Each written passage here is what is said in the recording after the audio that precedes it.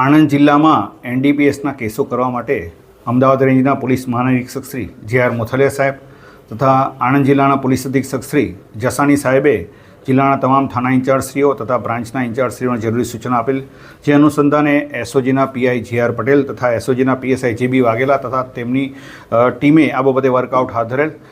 એસઓજીમાં ફરજ બજાવતા police constable ભાવિકુમાર પ્રવીણભાઈને બાતમી હકીકત મળેલ કે આણંદ ટાઉન પોલીસ સ્ટેશનની હદમાં રહેતા ભાલેજ ઓવરબ્રિજ પાસે અદનાન હાઇટ્સ એપાર્ટમેન્ટમાં ફ્લેટ નંબર 401 ભાડે રાખી અને બે ઈસમો રાજુભાઈ બચુભાઈ ખલીબા તથા તેનો દીકરો હર્ષિત રાજુભાઈ ખલીબા બંને નડિયાદના વતની છે, તેઓ આ ફ્લેટ ભાડે રાખી અને ગાંજો રાખી અને વેપાર કરતા હોવાની હકીકત તેઓને મળેલ, જે અનુસંધાને એસઓજીની ટીમે રેડ કરતાં રાજુભાઈ બચુભાઈ ખલીબા પોતાના ફ્લેટમાં મળી આવેલ અને તેની અંગ ઝડતી અને આ ફ્લેટમાં સર્ચ કરતાં આ ફ્લેટમાંથી કુલ 9 પેકેટ ગાંજો મળી આવેલ, જેની બજાર કિંમત 86,780 રૂપિયાનો મુદ્દામાલ મળી આવેલ.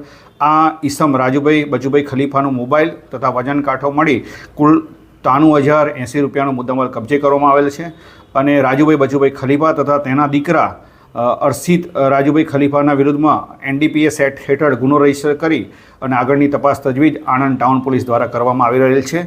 મુખ્ય બાબત એ છે કે આરોપી હર્ષિત રાજુભાઈ ખલીફા વિરુદ્ધમાં આ અગાઉ ખેડા જિલ્લાના ચકલારસી પોલીસ સ્ટેશનમાં સને 2023ના વર્ષમાં એનડીપીએસ એક્ટનો ગુનો રજીસ્ટર કરવામાં આવેલ છે. આમ આ નેટવર્કને તોડવામાં આણંદ જિલ્લાની એસઓજીને સફળતા મળેલ છે. સાહેબ, અહીંયા વેચતો હતો કે અહીંયા જથ્થો રાખતો હતો?